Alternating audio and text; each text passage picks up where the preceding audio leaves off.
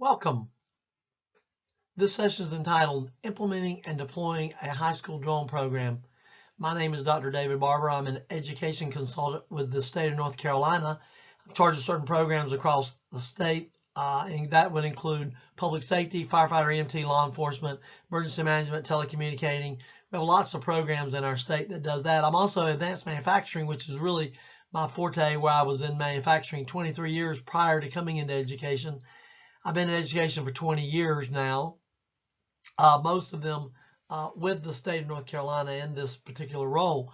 I have been given the opportunity last year to get involved in the development of and implementation of drone programs in our high schools.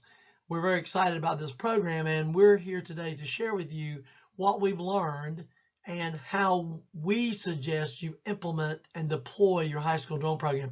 Now, clearly, there could be other ways of doing it, but this has worked well for us. We have 20 programs last year in our first year. We will have close to 50 programs in North Carolina by the end of this year.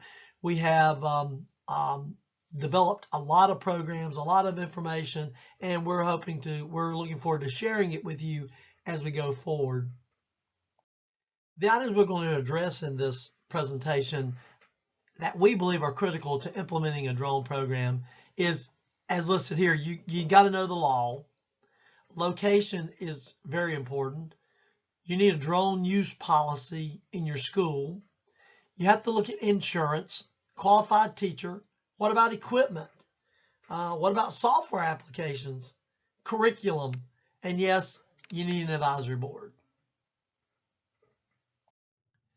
So the first step in developing a drone program for your high school is to simply know the law.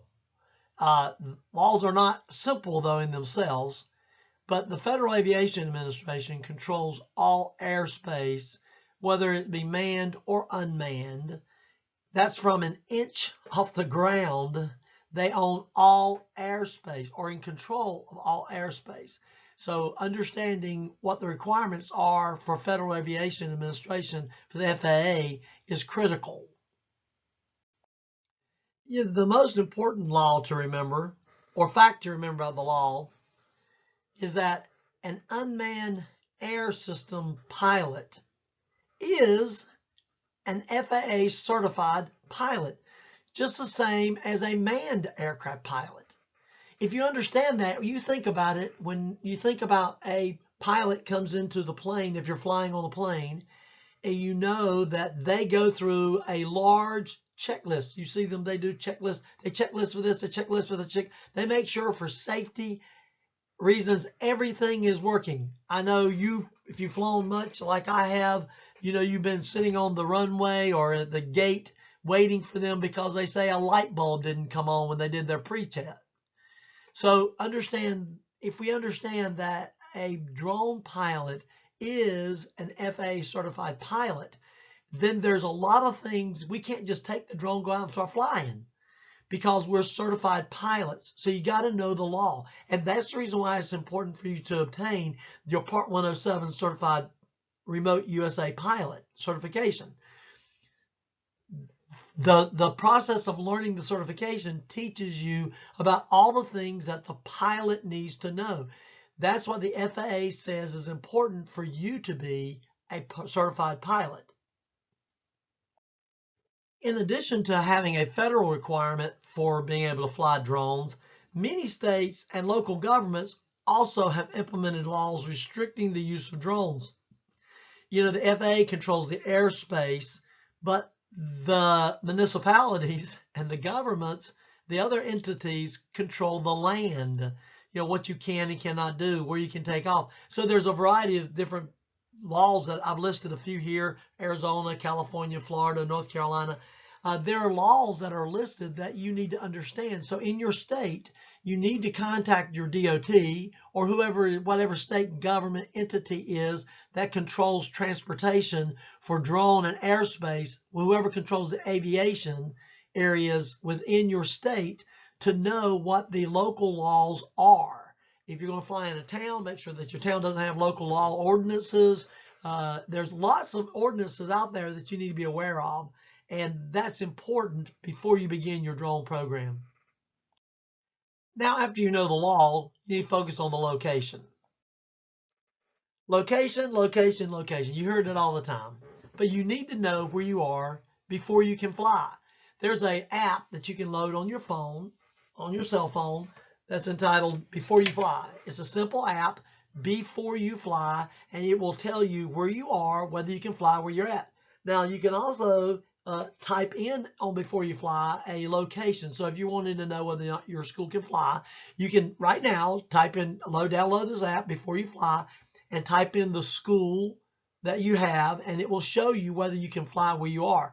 There's now, if you're a certified pilot, of course, you're using something called the LANCE, Low Altitude Authorization Notification Capabilities, and it will tell you more information that a certified pilot would need. But for the hobbyist, and simply to let sure that your school is good, I would just use the Before You Fly app. Now, if it says you cannot fly, it does not necessarily mean you can't fly, because there are ways around that. One thing you'll learn about the FAA, there's waivers. They give waivers for everything if you can justify it. But also you can work with your local entity that may be the restricting body for your flying, and you may be able to work out an MOU. We've had military bases in the area that have no fly zone allow our schools to fly with an MOU because they understood where they were flying, what they were doing, and therefore they were allowed to do it. So, but know the location is very important for what you do. So after you know the law and after you've checked your location to make sure it's right, you need a drone use policy. The drone use policy is a policy that contains, definitions, because people that read the policy will need, what do you mean by a UAS? What do you mean by SUAS? What do you mean by that? Definitions are always important, so we all speak the same language. The drone policy needs to include how you can use drones on the school property by community members that may come in, by representatives of the school system, or how students are going to be using it. There needs to be a guidelines for anybody that's going to use them on your property. If you're an employee of the school system or education, what your requirements are, any inappropriate use, or what is considered a violation, and what are the penalties for those violations. So once you have drone policy, location, know the law, insurance. Insurance is really a big obstacle to overcome for a variety. But basically, there's two types of drone insurance that you need to be concerned about. There actually is a third type.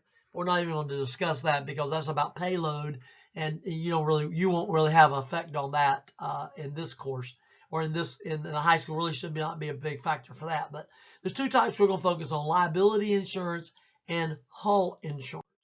Well, liability insurance, it covers basic expenses of accidental damage from a drone.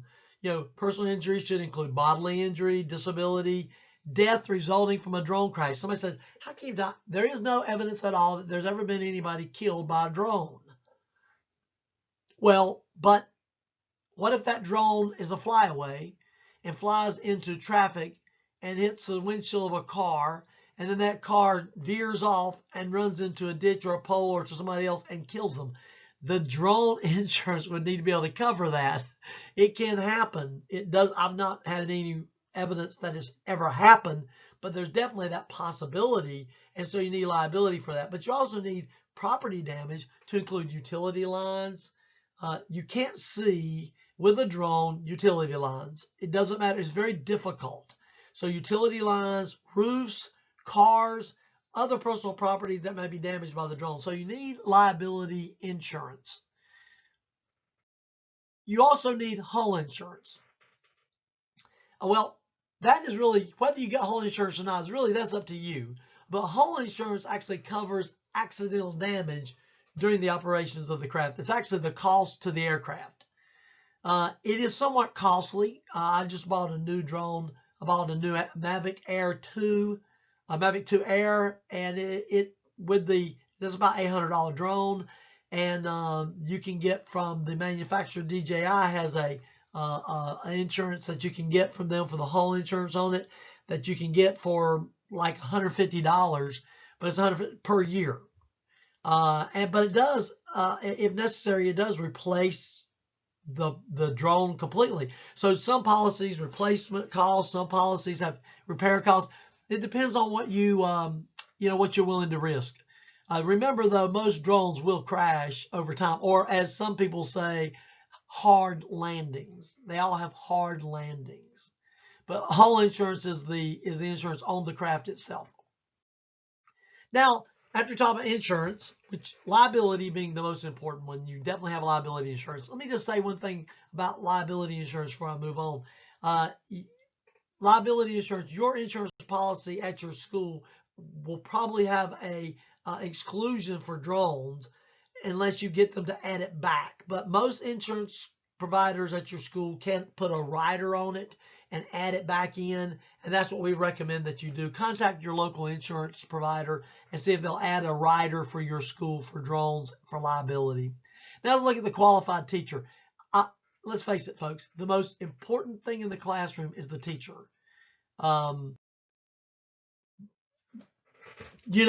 If you're planning on teaching drone certification, the 107 certification, we have a philosophy in North Carolina that to teach one, you got to be one. That's actually K for the Alva State Fire Marshal. To teach one, you got to be one.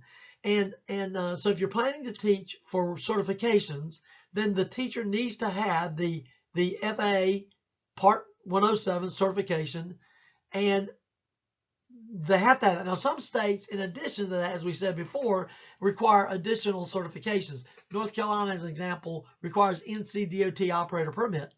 Government, even with the 107 certification, you'd have to have an additional certification. So you want to check with your state to see what the requirements are. But make sure that your teacher that's teaching drone certification is fully qualified as a drone operator in your state. And the reason for that is also helps you with liability. I mean, think about it. If you can be easily sued for something happening and then they say you don't even have a qualified teacher in the classroom because they're not a certified drone operator. So it's not that big a deal. It's a little bit of a hassle to get the 107 certification, but there's no reason why you should not be able to do so and learn the law and be qualified to do that. Now, if you're not teaching for 107 certification and just using drones, inside or outside your class to teach STEM, you don't necessarily have to be certified. Would it be beneficial to be certified? It would, but you don't have to be. But you definitely should have a certified drone pilot knowledge. You might not have the certification, but you should have some type of a knowledge. I would probably require them to take some type of a course, pass a course on it, whether they go through the certification process, through the FAA or not. They would still need to have that. And again, some states require you to have additional certifications, whether or not you're inside or outside if you're going to use a drone. So you would need to verify with your local and state government on what would be required for your school system. You can obtain teacher training from a variety of online sources. I use the UAV Coach Ground School. They do a great job. Once you're a member forever. It costs like $250. I've also used materials from Pilot Institute. They have a great program also. Lots of free resources are available from both of these. Glim Aviation, I use their textbook to prepare for it. It's a manual. It's got lots of test questions in it. Lots of stuff. I would recommend that. Rupert Law Drones is an actual lawyer that went into the drone business and lots of information about drone law. Go to his site. We also are partners with Unmanned Safety Institute, and we actually are using them. We'll talk a little more about them with curriculum. They have a program for certifications that you can take for your students and your teachers. Pisco, we're working with them. They've developed a training program for teachers. So there's a variety of teacher training programs out there that can help you do that. There's also, you can also obtain it from many community colleges. You can check with your local community college. I also took a course through the community college. It's usually a 2 to 4 day class, depending on what it is. Some of them have just the bookwork, some of the bookwork and the flying part. It usually costs less than going to a for-profit company. I think the cost for me to go to North Carolina Community College System for my 2-day training was like $78, and the book was $20, so less than $100. So the point is there's plenty of ways a teacher can be trained in these programs. So once you have a trained teacher, you have insurance, you have all those things, drone equipment. drone equipment is very important, right? I mean, you got to buy the right drone, and you can buy the wrong one. I recommend 4 different types of drones. Let me look at what I want to tell you. So in equipment, they can vary a lot. There's lots of different types of drones out there. But let's look at what's required for most of our applications. You need to have a drone that has battery time of at least 25 minutes or more. And the reason for that is because you don't want to fly it and fly back down. I mean, it takes time. You got to go through pre-test and all those things. Extra batteries are always needed. You need a system that has GPS, a return to home button. They need to have at least a 1080p camera. This is not a hard task. Even the toy drones, most of them today have 1080p cameras. You need a 2-axle gimbal. 3 axles are obviously better. You need to have a micro SD card slot. Our recommendation is it has an independent controller, and the reason for that is because if you use your phone, you have a limitation how far your phone can reach. But if you have a controller, the controller is designed to allow you to reach longer distance, some of them as far as 4 or 5 miles away. Wind speed. If you live near the beach, it's going to be windy. If you live in the mountains, it's going to be windy. Therefore, you don't want to get a drone that's only can fly at 20 miles an hour winds. When you got more wind than ever day, you would not be able to fly. So these are features you need to take into consideration when you're buying your drone. We have some drones I would recommend for you. This is one I told you I just recently bought personally. It's called a MAVIC Air 2. You can get it for under $1,000 with what's called the Fly More kit. It includes these things. You see, here's the drone, and then here's the pack that it comes with. It comes with all these 3 batteries, everything. For under $1,000, this is a drone that is, I just saw a video last night on comparing it to the Skydio 2. And the return to home feature for this one takes you back within less than a foot back to the same location. This is a great drone, probably one of the best drones on the market for its price, for its size today, and that would be highly recommended by me. The next one is the EVO 2. This is under $1,600. The thing I like about the EVO is it has obstacle avoidance on all sides. The MAVIC 2 Air has every obstacle avoidance on everything except for the top. But EVO 2 has it all around. This is a great drone that I've seen. I don't personally own it, but I've seen a lot of reviews on it. I like it. Look, you get the combo kit, comes with 2 batteries. Again, flight time of 40 minutes for 1 battery. This is a great deal, folks, if you want to spend that money.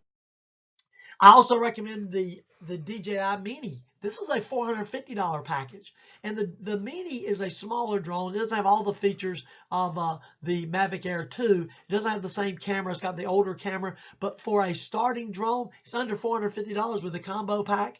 And it's 30-minute flight time. This meets all of our requirements. This is a great drone. Matter of fact, I'm a town councilman for the town of Smithfield, North Carolina, and our police department, we're talking about adding drones. This is the drone of choice that they're looking at because it's small enough to fly inside, around corners to find suspects instead of them sending police officers and putting their life in danger. So this is a great tool that we're looking at. That would be other one. The other one I would recommend is this DJI Tello. This is drone priced under $150 with the best boost kit, which includes 3 batteries.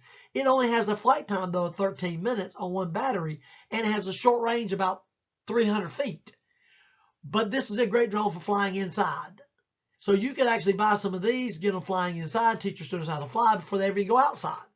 So the Mini and the Tello would be an inside drone that you'd want to fly. I wouldn't really fly the MAVIC Air or the EVO 2 inside. I would save that for outside flying, but you could. But anyway, these will be our recommendations. Now, there's other equipment that you need to purchase, like safety equipment. We're going to go through these relatively quick, but you understand their safety is always important. You need a high yellow vest for those that are flying. I'd recommend that you have for the instructor have something that says the FAA registered drone pilot or something like that, so that people, if they see the crowd with these yellow jackets, they would understand who you are. For those that are not certified, I wouldn't have them with that on. I would just have the regular yellow vest, the high yellow. And let me tell you, if people see these things, they recognize these people are there for a official reason. They're not just there. So it kind of keeps people aware and away from the area. Everyone that's a part of the crew, everyone that's flying would need a vest, whether they're the visual observer or just a participant. Anybody that's participating in the flight would need to have these jackets, so you would need enough to cover those. Everyone in the class wouldn't need one unless everyone in the class is flying at the same time. You also need obviously some type of caution cones that you can put out around the area to keep people out of the air while you're flying. This is for safety purposes. It's also to cover for liability because you've identified your place, you've left locations, so that's obviously something that you would want to get. Safety glasses are important. There could be flying debris. I don't really have a problem with anybody ever hitting anybody in their eyes, but sunglasses are important because visual line of sight. You must see the drone at all times. And therefore, if it's on a sunny day, you may need to have some type of sunglasses, but safety glasses are recommended. We also recommend hard hats. If you look at professional drone pilots, their equipment includes hard hats. So getting hard hats for those that are flying would be a good habit to get them in. Remember, we're teaching them to be professional pilots. Professional pilots would use safety glasses. Professional pilots would use helmets. That's what professional fly. Now, amateurs, no, they wouldn't. They get out and fly. But professionals would prepare themselves with these tools. And we're preparing them to be professionals, not something else. So now that we have talked about the equipment that we need as far as drones and the other miscellaneous equipment, we want to move on to another piece of equipment, and that's about flight. So when we looked at the objectives of the high school drone program, we said our first objective was the FAA Part 107 certification. You got to be legally able to fly. The second objective is they need to be able to fly. So the first one was legally able to fly, and the second one, they actually have to be able to fly. The third objective is entrepreneurship, because in most cases, a lot of these drone students, today we have drone students actually making money flying their own drones. And then the fourth objective is to do some specialized skills. And we'll talk about that in a minute. But let's look at the second objective, basic flight. You know, how do you teach it? How do you verify it? How do you prove mastery to others? Well, the National Fire Protection Association, NFPA, worked with the National Institute of Standards and Technology, NIST, to develop standards for testing drone pilots. They're used to verify the drone pilots have needs, skills to fly, because a lot of firefighter companies were, they were using drones today. And so to ensure that before they put a firefighter using an expensive drone, they wanted some type of method to ensure that they had the skills on the stick to do what they needed to do. So they developed this standard. Here's what it looks like, basically. You have a buckets with some stands, and inside the buckets there are letters or figures or things like that, and they fly around the buckets, and up and down and sideways and everything, and they do it in a time period to ensure that they can do that. Because let me tell you, we don't have a problem when we get to 400 feet in the air. There's not much up there. You might be a bird. There may be some planes, but you don't want to be flying in that situation. But from 0 to 20 feet, there's lots of stuff in there. So if you can fly using this method here, you're pretty good. So you don't need to take the students outside and fly 400 feet. They can fly basically 15 feet, and they know you can test them to see if they can fly or not. Now here's what it looks like here. Whenever you break it down, you can see there's simply a group of buckets with numbers, and inside the buckets there are certain things inside the bucket, and this shows you basically how they would fly. The great news about these fixtures is it doesn't cost much to build. If you have a construction program at your school, you can build them. You can email me, and I'll be glad to send you the blueprints, parts list, building instructions. All of that's available. We actually have videos that shows you how to build it, how to use it. And the device is less than $500 to make, including the stickers that goes in the bucket. So then after you look at that, we also have simulators, because flying is important. And simulators are a safe way to train new students. They allow students to fly more hours, because you've got to have hours, and they do count simulation hours. Certified pilots also use simulators to practice and hone their skills. It takes time and effort. And so simulators are a way to do that. You can also have some students on the simulators while you have some students actually flying. There's three types of simulators. You have computer-based simulators. that you actually can pay a subscription to per student, and then each student can have their own flight tracking. You can have standalone simulators that you actually buy and hook to your computer and then use the monitor. And drone manufacturers also have simulators. DJI is an example. They have a great simulator that uses the controllers that you have on your computer. So you actually use the controller and see the monitor as if you were looking through the computer. And there's some of them are very, very realistic. Now, let's look at some other software applications. There's systems operations, because as a drone pilot, you've got to track certain things. You need to track your drone. You have to be able to track your drone. Your drones have to be licensed, or you have to have a license, have to be registered. Your pilots have to have a license. There's checklists. You have to maintain all your checklists, because if you have an accident, the FAAs will come and want to see your information. Maintenance logs. All this is done. You can get some systems operations, fleet management software to do that with. In our case, what we've done is Kitty Hawk has a great program, $2,500 for your entire state. And all my schools are on it. They can track all their information. And if you're using DJI drones as an example, you can actually upload video using Kitty Hawk. It's really a great partnership between Kitty Hawk and DJI. But we have a partnership with them, like I said, for $2,500 the entire state. And it tracks all this information for us. If you don't do that, you still got to track that information. So systems operations software is very important. Drone mapping software. Mapping is key. The key feature of commercial drones is the ability to map. And that's basically what they do, is they take photos and then they map. There's different examples. Ezra is a GIS mapping for schools. You can actually get this for free. If you're a K-12 school, Ezra will give you all of their professional applications at no charge. So that's what we're recommending. But you can also use something called Maps Made Easy. They have free data points before you need to pay. Pix4D Mapper has a school site pricing. You buy it one time and you're good to go. And that's pretty good pricing too if you want to purchase it.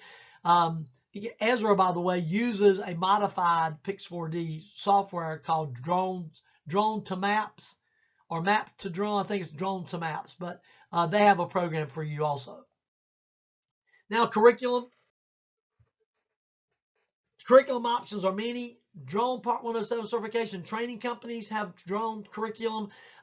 There's STEM educational companies that have drone software. And, of course, you can also get your curriculum free online through YouTube, FAA, or many other sites. The curriculum choice will depend on your focus. If you're only concerned about 107 certification, then that's what you would focus on. You could be concerned about certification and academic credit. Then maybe you want to go with USI, who has a curriculum that can give you up to 12 credit hours of coursework at the university level. Maybe you're only concerned about academic credit and STEM knowledge. Then obviously it would be different. And STEM knowledge, there's a company called Drone Cadet that has a lot of STEM information that you could use for middle schools and elementary schools even. So it depends on what your focus is. In our case, our drone courses, you can see we did understanding drones, applying procedures for drone. We focused on the 107 and then some basic drone flight. That's what we do in our course.